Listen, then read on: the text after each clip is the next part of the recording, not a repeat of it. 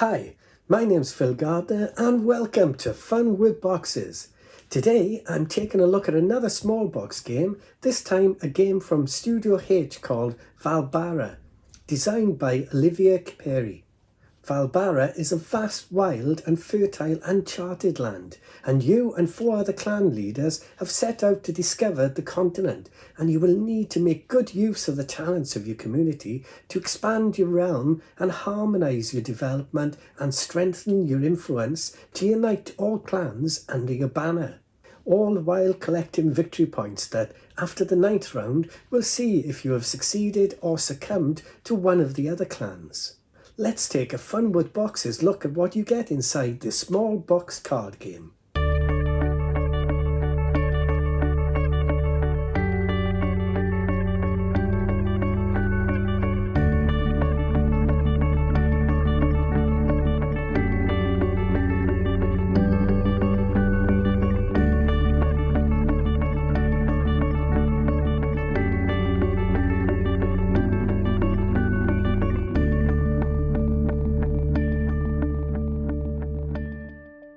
In a game of Vaalbara, you will play as a clan leader and secretly play a card from your hand that represents one of your clan members as you seek to take over some of the lands. And all players have the same deck of 12 cards that represent the members of their clans.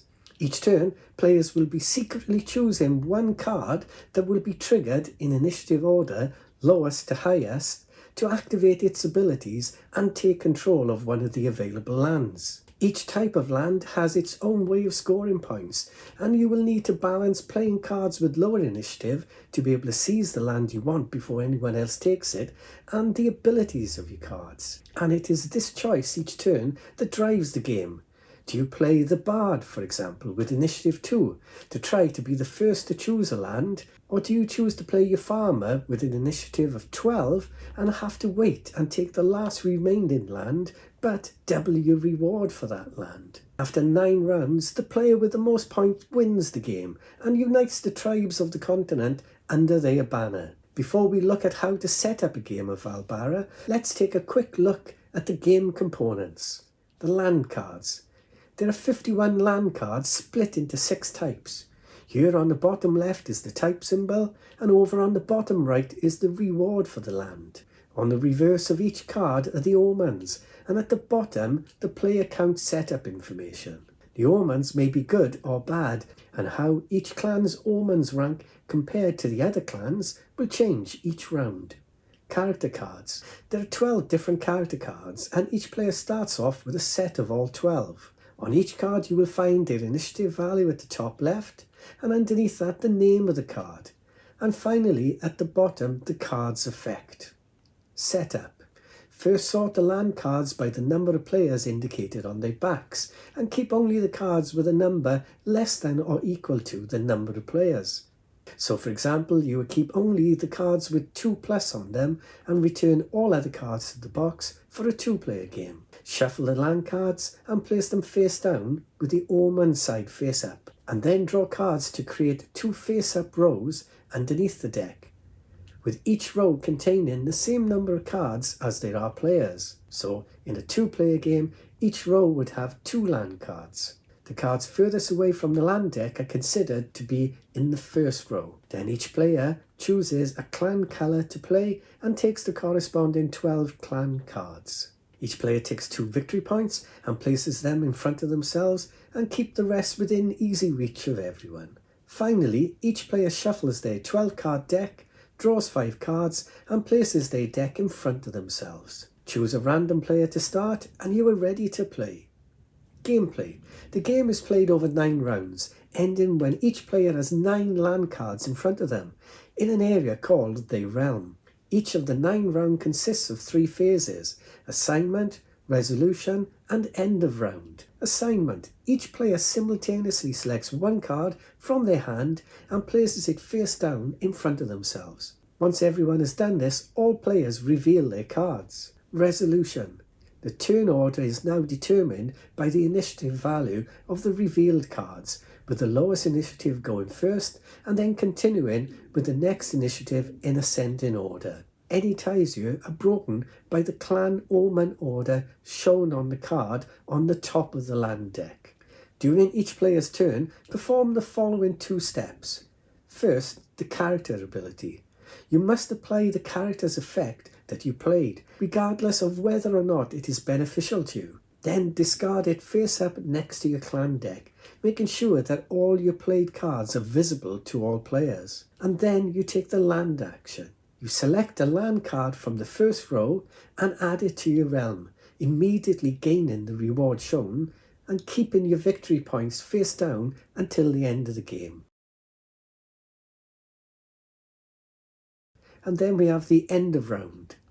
Once all players have taken a turn, slide the second row down to the first and draw a new second row of cards. Then all players draw cards from their deck until they have 5 cards in hand or their clan deck is empty. Game end. The game ends when players have 9 land cards in their realm. Players reveal their victory points and gain an additional 5 points if their realm contains 5 different land types, or 10 points if their realm contains 6 different land types, and the player with the most points wins. In case of a tie, again use the clan omen ranks to determine the winner. And that's how you play Vallbara. The back of the rules leaflet covers the land cards and all 12 character cards and their effects. And the game comes with handy player aid cards covering this information too, that players can keep close to hand. Once you have played through one game, you will probably find that you will not need the play aids because the cards and symbology are really quick to learn and easy to understand.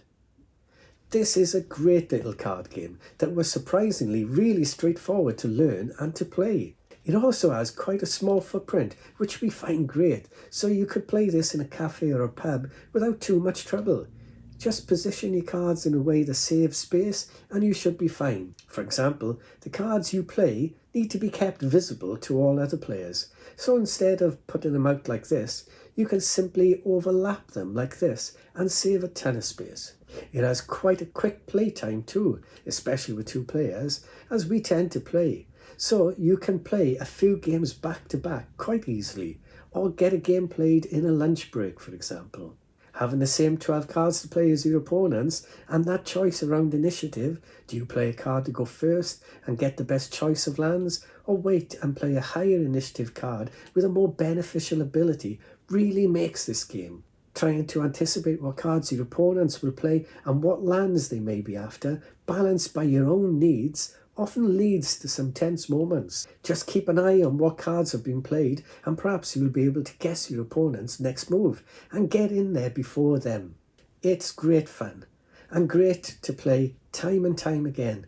Intense and quite tactical. I would recommend picking this up if you get a chance.